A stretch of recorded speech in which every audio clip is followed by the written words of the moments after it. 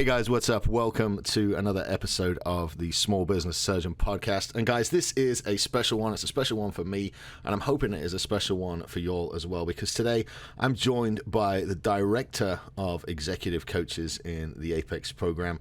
He is the best-selling author of the book Becoming Iconic, none other than Kris Whitehead. Kris, welcome to the show, man. I'm so pleased you're here. Sam, thank you very much for having me on your show. And I tell you what, I'm excited. The level of questions will only be lifted by the level of answers. So hopefully it just brings better questions, brother. I'm just going to take a break right now and Google some questions while we're on here. No, man, this is what's great about what you're doing. And, you know, I've been following you as a fan from afar and as well as one of the coaches. So I get to dabble into what you guys are doing. But what's awesome about you is that you tell the truth. You don't hide it. And that level of transparency and authenticity is not only what produces success, especially right now in today's market, it's what produces results for people very quickly because you are willing to be vulnerable and share the real struggle.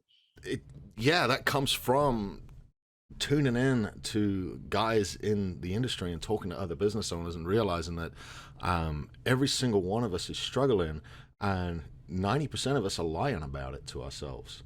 You know, and you told me before we got on air, and I always cut up a little bit with the guests before we start, but you told me that you're 48 years old now, and you're just starting to see everything come into this alignment and all these dreams start to work out. What was the previous 48 years like? Because you've got like just so much experience. I mean, I want to dig into that journey and what it took to get you over the top, man. So like a lot of people, right? I had this idea of the American dream. I had the idea of who Superman is, you know, and I wanted to be the astronaut or the president. And I didn't really define who that superstar was, but, you know, I wanted to be special, right? So my generation of Generation X people are you're special. We're also the generation that our parents said, fuck you, here, you get to do all the work. And you're not going to get recognized for any of it, you know? Because my grandparents' generation, they were the Depression era babies. They went through World War II. And then, you know, the baby boomers came in and they were me. And those were our parents. And then the next generation, my generation, were just doers. And we were the first latchkey kids. And all the divorce started happening after that and everything. So me growing up, I fell into not only that, but I also helped raise my brothers and my sister. Oh, wow. And, you know, I go to college to pursue that, you know, American dream. And I didn't know who I wanted to be. I knew I wanted to play baseball, but, you know, that first year I ended up taking a crow hop in center field and throwing the ball, and it dribbled past second base because I had tendonitis in my shoulder. And now I have to go to school for grades or for a profession. I thought I was going to be a professional baseball player. Wow. You know? Yeah. And that led me into partying way too hard and trying new drugs that I didn't even know existed. You know, they aren't crazy to anybody on here, but to me, being a little, you know, clean cut kid from Southern Virginia, I didn't know anything about that stuff. And, you know, all I knew is that I was desperately unhappy and I wasn't fitting into the mold very well. And now that we're parents and we have kids that are in college and I've seen, you know, some of our kids kind of go through that same struggle, I realize that it's a universal struggle. It's not because I was this or because you're that or anything like that. It's if you're in a process of trying to understand what your purpose is here on earth or what it is you're meant to do, you're going to have to ask yourself some really tough questions. So over the last 28 years. So when I turned 20 is when the questions really began. And then I started business at 24. And that's when the questions started to become really pointed. And I thought, hey, let me just open up this little remodeling company. And that kind of was a catchphrase for anything you will pay me to do around your home. It wasn't a business. It was just pay me money and I'll show up. And I have a crew of people with me. And it went down this process of trying to build a real company and a real business. Well, that was pre-internet days. If I sold a deck job and I didn't know how to build a deck, I had to go into a Lowe's and pick up a Black & Decker book and read the instructions on building a deck. And then put the book back before you had to pay for the book. Amen. And there were plenty of times where I rented quote unquote equipment from Lowe's or Home Depot because I knew I could take it back when I was done. That's how broke I was, Yeah. right? Hmm. And so there was a period of life called survival. And then in 2006, the economy started changing, and we were just starting to become what I call successful, meaning we had business year round, and we Right. weren't, because before business would stop around November, Thanksgiving time, and pick back up again when the snow melted in April. Yeah. And so I had to learn how to survive for 4 months or so and lay everybody off. And it was, fun and painful all at the same time. But we just started to get successful, and then 2006 hit and the little rumble, and then by 2009 I didn't know how to sell jobs, so I shut it down. I moved 1,000 miles. I got divorced. I moved 1,000 miles away from my family, whom I was a major caretaker of, all my friends, all my clients, and I moved to New Hampshire where I knew no one, and I started a job. And so my mindset in 2009, I'm 36 years old, is I will be the best employee. I finally matured enough in my life to work for somebody else and to be a damn Wow. good employee. So you started a salaried job after 12 years of being self-employed. Yeah, a Jeez, commission sales job. how did that feel? And so I was selling super high-end remodeling to people that lived in multi-million dollar homes, and I was living in an apartment. It made my palms sweat, bro.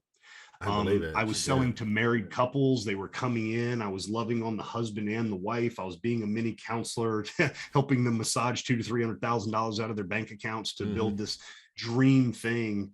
And at the end of the night, I would go home to a bottle of liquor because that was the only dream I had. And it was excruciatingly painful. Somehow, some way, over that 3 year period of time, my boss, God bless him, he's just trying to figure out the economy himself, probably, but our commission structure kept getting changed. And when you're doing big deals and the commission structure changes at the last month after 4 months of working with somebody, and you Yeah. end up losing 20 grand. So I just started realizing I'm not in control of my destiny. And so I remember I was dating Robin at the time. She's my wife now. And she said, well, maybe what you should do is you should start a remodeling company again. And I said, do not cuss me. Anything but that. And so in 2015, I started a remodeling company again. And I had already been selling online funnels and websites and stuff like that. So we started New England Custom Remodeling, and it's now a multi-million-dollar remodeling company. We have 100% organic leads. In that process, I was still searching personal development in a big way Hmm. and talking to people all over the world, selling personal coaching as well as professional business coaching. And it just so happened 2 years ago that we were very successful in remodeling. But my little brother, Jonathan Loudermilk, reached out to me and he said, you need to join this group called Apex. And I said, all right. He said, it's $3,000. I said, all right. And I just gave the money. I didn't know Drewby, didn't know anybody. I knew Ryan, knew who he Hmm. was. And I joined. And within 3 months, I moved to the executives. And another 6 months later, I become an executive coach. And then a month after that, I became the director of executive coaches.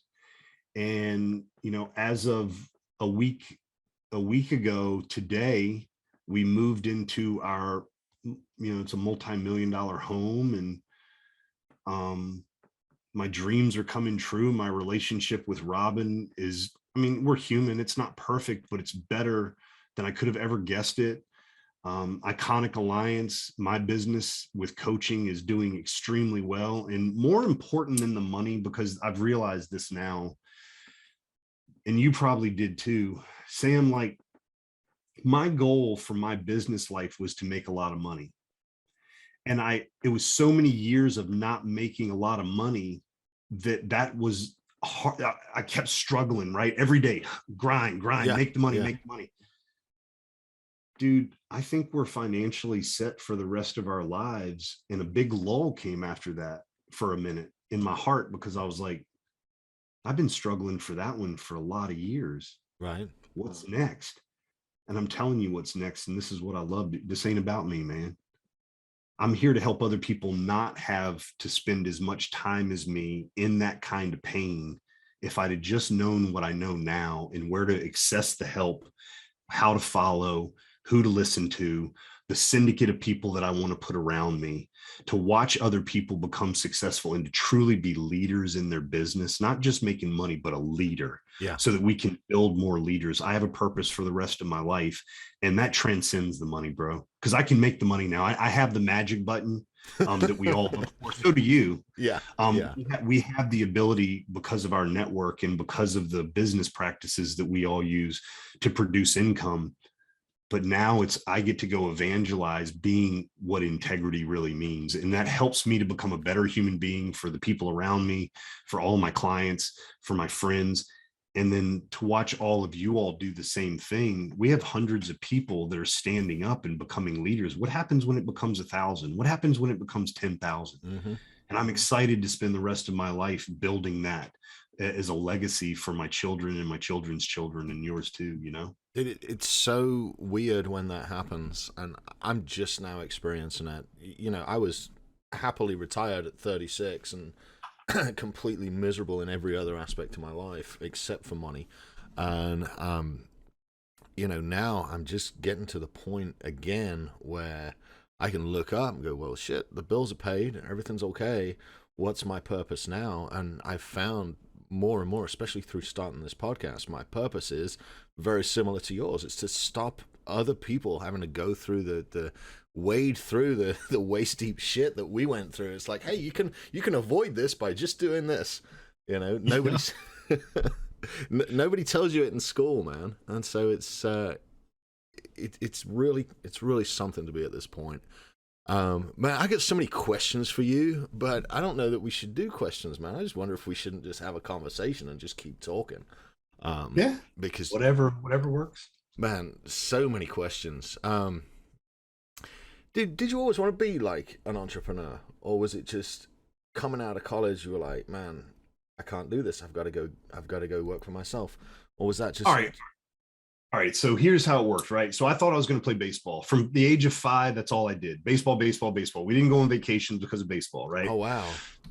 I go to college and I throw my arm out the very first semester of the very first year. And so I go out and I play golf and the ball goes 250 yards that way and 250 yards that way. And I'm like, well, I could learn this, but I didn't think I was going to play pro. But I'm trying to go to these classes and I'm looking at these people stuff information into their heads. And I'm like, what are you going to do with that? And I didn't understand sitting behind a desk. I didn't understand, my brain was on baseball. So for me, I was working at a Radio Shack at about 100 hours a week. I'd just become a manager. And a lady comes in. You totally just dated yourself then, by the way. Sorry, dude. It is what it is. So Radio Shack. I will say it again, people. They used to sell antique electronics there. for like 300% Marco. And so anyway, I was working in the store and the lady comes in and goes, I want you to come to a meeting. There's this company called Amway. And I was like, okay. And I go to the meeting, they start drawing all these little circles. And I'm like, and at the end of it, it's like, you're a millionaire. And I'm like, sign me up. And so I start going to these meetings, but I can't figure out how I'm going to build this thing and work 100 hours a week at this job. Mm-hmm. So I go, you know what? I think I can mow lawns and make as much money as I'm making at Radio Shack. And I'll build the business on the side. Well, I'm flipping through the yellow pages in the back of the office and I'm calling realtors up, and I call a realtor and he goes, I don't need a lawn mowed, but I need a countertop put in. And I was like, fine, I'll put a countertop in. I have no clue how to put a countertop in. So I do the same thing. I go to Lowe's, I pick up a book on how to put the countertop in. We do the job that leads to a roofing job, that leads to a painting job, that blah, blah, blah, blah, blah. And the next thing you know, I'm an entrepreneur. And the one thing that I found that I was always really good at is when it came time for everybody else to run away from the fire, I run into it. It's just who I am. Like if you're burning in the fire, I just go in and save Sam. I don't even think about it, right? Right. And I realized that is a commodity as a leader inside of a business that I can lean on. And I did it as a small, tiny little business owner really, really well. The downside was all the employees that I hired were $10 and $15 an hour employees, and I'm trying to create owner mentality with it. And we're underselling our services because I don't understand business. I don't understand anything. I just understand there was no deck there. There's now a deck there. give me money, you know. That's a And super common problem, though. Let's touch on that for a second, because sure. I get asked fairly frequently, like, how do I find good talent? Well, you know, when I've got a job that needs $10 to $15 an hour guys, how do you find a $10 to $15 an hour guy to fit into your company and turn him into what you need? Because most $10 to $15 an hour guys get paid that because that's what they're worth. So right now we have a couple 10 to 50, we have a couple $15 an hour guys in our company. Mm-hmm. They are first year college students. Yeah. That I do not expect to do anything more than 20 to 30 hours a week of hauling debris from the upstairs to the downstairs. If they want to lean in and become a professional, we have a course, a projected course for them to take, but that's not my talent pool. Right. There was a specific time. And so we have, and this is the answer to your question, how do you do it? We have core values in our company, Mm-hmm. right? They are integrity, information, innovation, and income. Income is our fourth one, because if you're not interested in making income, you can't be a part of what I do. Mm-hmm. Because I'm looking for people that value their expertise for money. And when you start looking, when you make the decision as a business owner that you're willing to hire top talent, then you're willing to pay workers' comp on that talent, then you're willing to pay the SUTA-FUTA on top of that talent, unemployment, then you're willing to make sure that you warranty it, then you're making sure that they have uniforms and vehicles and tools. That starts to build what your profitability needs to actually look like just to afford it next month's payroll, right? Yes. Yeah. And that is how you... That's a lesson in itself. Shit, learning that and figuring out, what do I want my company to look like? How much is it going to cost? And where do my prices have to be to even back into this shit? Most of us is like, but you just start out, oh, you need a deck? I'll do a deck, $300. Right. Right. And so over the years, before we had the proliferation of this kind of information, it was little bits and pieces of this information that would be aha moments, man. I just, I remember the first, like, I don't know why these guys won't show up. And it's like, well, I pay them $15 an hour and my competition's paying them $30 an hour. Mm-hmm. And the immediate aha in my head was, fuck, I can't afford to pay anybody 30. Dude, Kris, why are you thinking so small? There are clients out here that will pay that. Mm-hmm. And so there were little light bulb moments that went off, and each one of those allowed me to go from where I perceived I wanted to be, backtracking to where I am. And each one of those steps was like, oh, and then when you talk to a client or prospective client and they go, well, why is your price this? You go, well, because of this, because of this, because of this, because of this. And that's not as important, because what you get from it is this. Mm-hmm. And the right client will go, yeah, I want that. Well, that's what this costs then. And so now there's no Ben Franklin close. There's no light bulb, light switch close or Columbo. What's a Ben Franklin close, man? We keep throwing this at me. I've never heard of this. You draw a line in the middle of the paper and you do pros on one side and cons on the other. If the pros outweigh the cons, the client has to say yes. The Columbo close is the customer says no, and you get up from the office table and you say no problem, and you leave their house. And as you touch the doorknob, you look back over your shoulder like Columbo does and says, I just have one more thing that I need to ask you. Now, the best one is the porch light close. Now, listen to this shit. I'm telling you, this is real stuff that we were taught. Okay. The porch light close is, hey, I've said everything that I've had to say. I'm going to go back and sit in my car. And when you and your wife or you and your husband are ready to have me come back in, just come back and flip on the light switch on your home, and I'll know to come back into your house. What it says is, I will not leave until you tell me yes or no. You're forcing the client to say all of that shit. Now, you got to understand something. I love people a lot. Mm-hmm. No way am I going to do that to anybody, dude. I've never heard of any of those. I've certainly never used them, but they made me laugh. Slimy as hell. Yeah. But these were sales tactics that they used to teach 10-man salesmen to close jobs. And I'm just listening to this stuff going, I don't want to be this kind of human being. So what I did is, which most people do, which we're helping educate them out of, is they go to, fine, I'll just give you a huge discount. Yeah. Mm-hmm. Well, dude, you just did in 2 weeks. You just cost yourself a month and a half of profit. You would have been better off sitting on your ass doing nothing. Going and doing.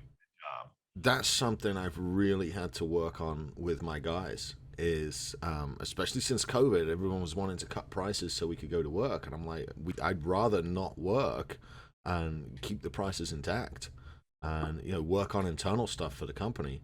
Because at the end of the day, if we take if we take a big hit in price, a big hit in what we can charge, we are just working for free, and that is, or we're working and we're paying money to come to work, and I see that in entrepreneurs all the time, where they take that last minute discount and then they work their bills out and they're like, shit, it cost me money to go to work this week. And what I like about how we sell and about attraction based selling is it gets rid of all of that. Yes, it does. So, how did you discover that? So part of it was through the process that I was just telling you, like I'm being taught. So I move up to New England. Let's go back on that. Okay. So I move up to New England, and they start, like, I become immediately the number one salesman in this company. And so he decides investing in me is going to be a good thing. Mm-hmm. And I go to these sales trainings and they're teaching me all this stuff, and it goes against everything I've ever done to build rapport with people. So what I start doing, and this is how I first met Ryan Stewman. In 2011, I start putting videos on Facebook, on YouTube, and then putting them on Facebook going, hi, my name's Kris Whitehead. This is our company. This is our design build room. As you see, there's selections here. And I'm just letting you know, this is the face that's going to see you at your front door when you call in for an appointment. I just wanted to say hi to you. So I learned about attraction marketing by doing some of it way, way before it was ever there, and having some results. Like, people would go, dude, you were the guy in the video. I'd be like, yeah, it's me. That overcame that weird, like, welcome into my home, come sit down, let me talk about my project. It was more like a conversation. They already know you. And as soon as I started building know, like, trust, the jelly beans were being added into my jar. And all I made sure that I did was understand exactly what they were asking for, give suggestions where I thought I could, because I was supposed to be the expert at remodeling. So, I know you want the addition here, but if we put it here, it gives you more room, costs you less money, or we can't move a toilet that far across the room. We're going to leave a big, soffit in the middle of your kitchen downstairs, but I would just handle those issues. And then I would just say, here's the price. And what I found is that my closing ratio was double anybody else's in the company, just by attracting these people in. Yeah. And in 2015, when I started my remodeling company, it was 100% organic. We run a multi-million-dollar company with no paid advertising, dude. Mm-hmm. And people are like, I see your videos. I read your post online. Yeah. I'm just being me all the time. And this is what I tell my guys that sell. I'm like, look, they've already watched all of our stuff. So all you have to do is not be different than what I talk about on our videos, and everything's going to be fine. And my guys go in to do the same thing, and they're closing $100,000, $200,000, $300,000 months of remodeling, where other people are struggling. We're breezing right through it because we've touched our clients 20 or 30 times before they even call us. Yeah. I don't even know who it's reaching. We're just putting the information out there. They just see it, As I say, I mean, it's the same down here for me with real estate. I do no advertising, no paid advertising whatsoever. And there's just a consistent stream of people saying, hey, can you help me with this? Hey, can I get your opinion on this? Hey, can I pay you some money to come do this? And it's from the last 4 years consistently. And I got a lot more consistent when I joined Apex, but it's just been consistently, being a resource and giving value to the community. So did you pick this up kind of by yourself and figure it out, or did you have some mentors along the way? Because I know you said you were kind of familiar with Ryan.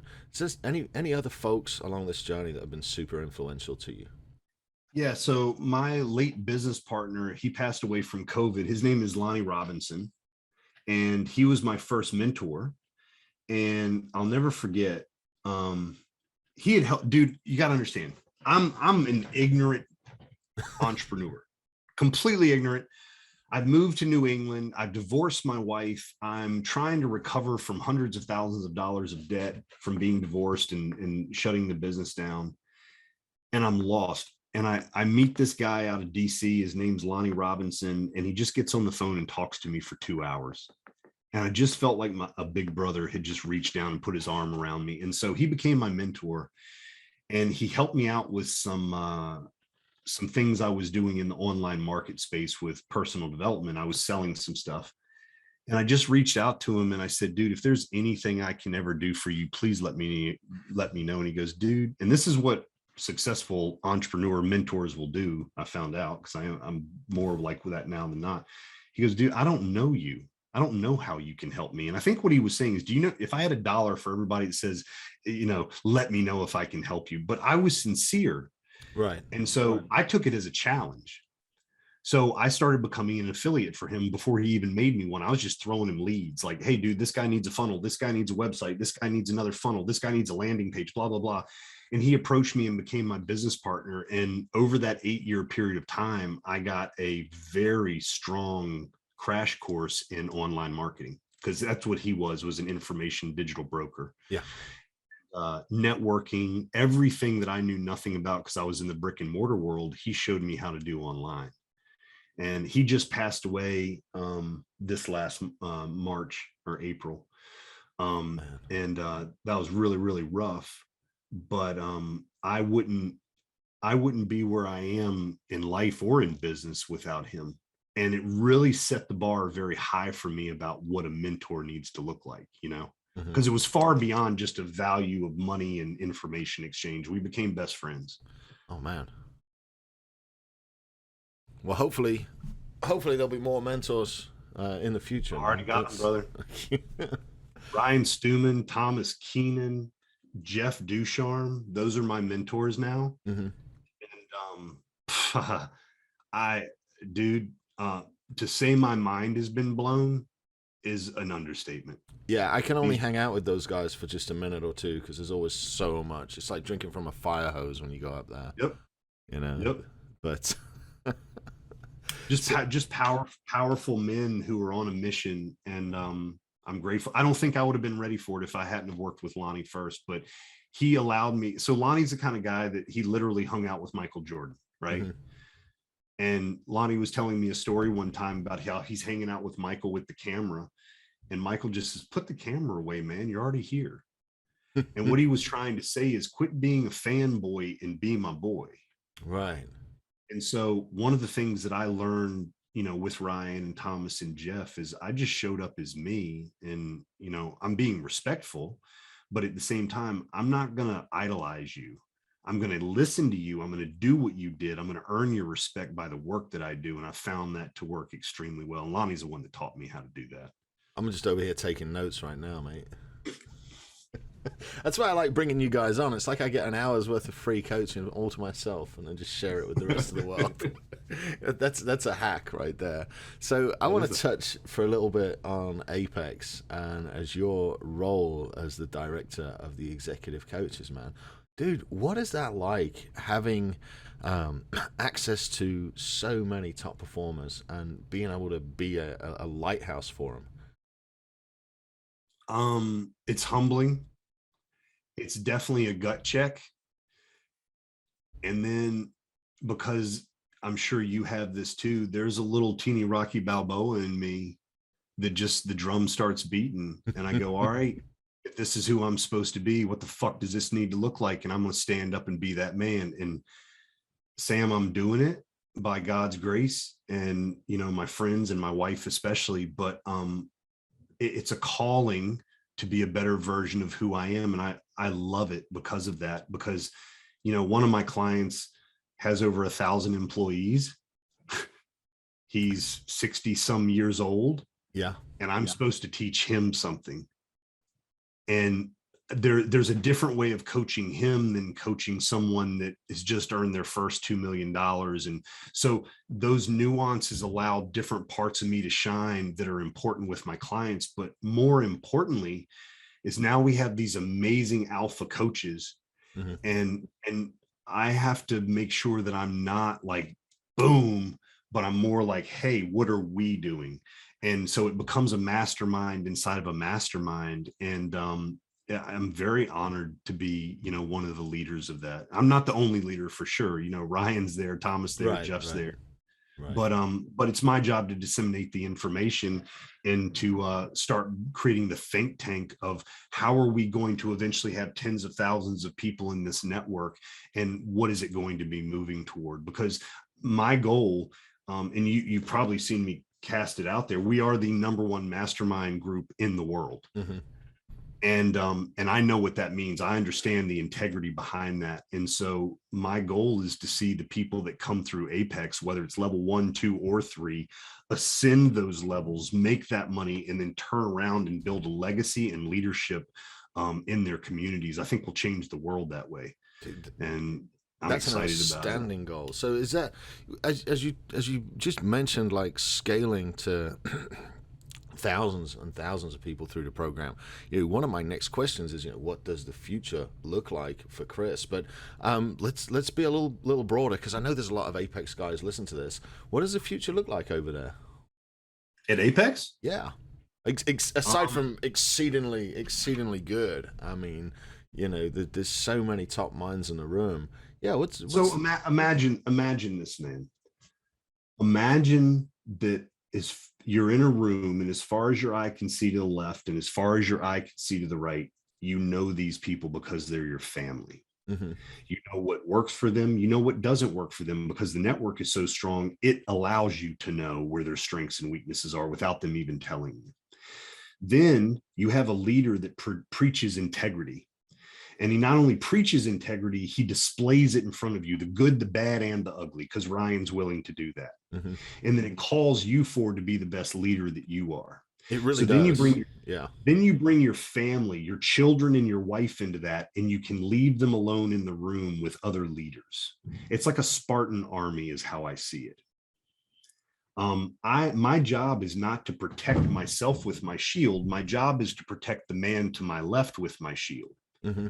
And so if I drop my shield, I become the reason the whole thing falls apart.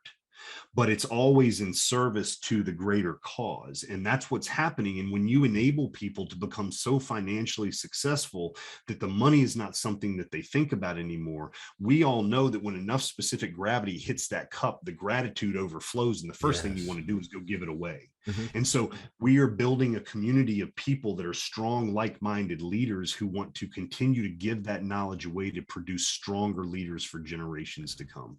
Dude, that's outstanding. Man, I get so much joy out of giving.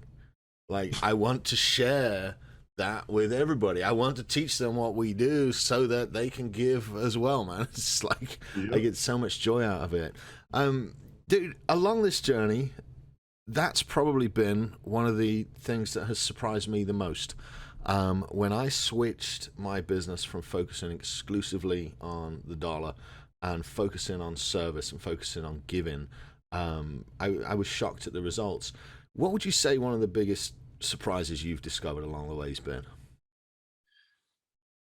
So I had the last little bit of desperation for money in me, and I reached out to Ryan privately, and I said, look, man, everybody in here is referring other people, and they're getting affiliate commissions and doing blah, blah, blah. And I said, why don't we make it, since it's your network, why don't we make it so that the only approved affiliate links have to come through Break Free Academy? It'll be, $3 to $5 million a year in extra revenue for the company.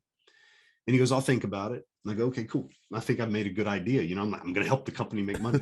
And he reaches back out to me in a DM and he goes, Kriss, all day long, all I do is give referrals to people. And he shows me a couple of examples of it. I'm like, cool. And he goes, you know what? I think we just need to leave it the way that it is. He says, what you give out comes back. It might only come back, half the time.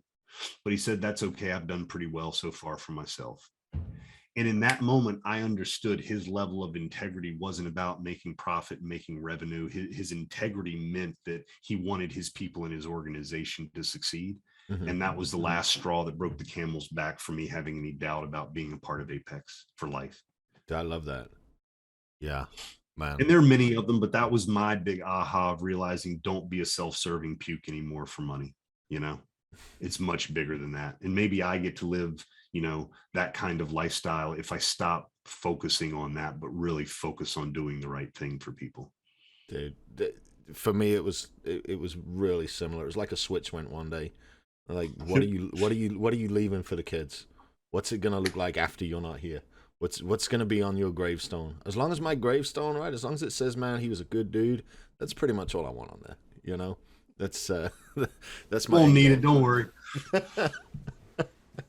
So, man, I'm having so much fun. I got a couple more questions. I really don't want to wrap this up. I just want to be greedy with your time and keep going. But, man, I got a couple more questions for you. And one of them, I always ask, what would you go back and tell 24-year-old Kriss starting out right now? But, let's look at Apex. And if you could shout one message out to Entourage right now, to the guys that are several steps behind you, looking to come up, if you could give them one message that isn't do the damn work, what would that message be? Have faith. Oh, Have God. faith, believe. See, most people, I'm going to tell you something, man. And I make a lot of money coaching people on this one topic. You don't have what you want because you don't know what you fucking want. And you need to take a little bit of time to figure out what you actually fucking want, because that's exactly what's going to show up in your life, whether it's good or bad. That's exactly what you want, because that's what you believe in. But if you'll take time to sit down with a piece of paper in a quiet time for 20 to 45 minutes and write down what I want is, and you get rid of all that material bullshit and you think, okay, I'm done. Nah, motherfucker, you're just getting started. Because what comes after should make the hairs on your arms rise, should make you cry out of your eyes, grateful to be alive that you got to experience even writing that down. And if you can stay in that spot for just long enough to start producing some results, it becomes a perpetual machine that will build the income so that you can go live that dream out in front of yourself. Damn. And it's the most powerful thing in the world to understand a human being that knows what they actually want. Man, that's just, I kind of just want to be quiet, let that sink in. The biggest mistakes I've made always revolve around the fact that I don't know where I'm going. The last business, the last big business I had, it had no direction except let's make some money. Yep. And think now, if I'd have had direction and put all that money in different places where it's supposed to go and everything. But I do it now about once a quarter. I sit down and figure out where I'm going and what's next on the list and all that other stuff. Man, you went deeper than I thought then, Kriss. Sorry. It's part of who I am, bro. It's all good. It's all good. So, with the exception of yours, Becoming Iconic, which did just hit bestseller on Amazon. Congratulations. With the exception of yours, what's a couple of books that you would consider absolutely paramount for the guys listening that they need to go ahead and read? So Thomas Keenan has a book called Unfuck Your Business, and it's all about core. Oh my God, dude. I just, so good. It's so powerful for your business and for your personal life, but the core values lead into creating standard operating procedures, and Thomas is a master at being a COO. Mm-hmm. That book is a short read, and it can be so easy to just not implement it. Mm-hmm.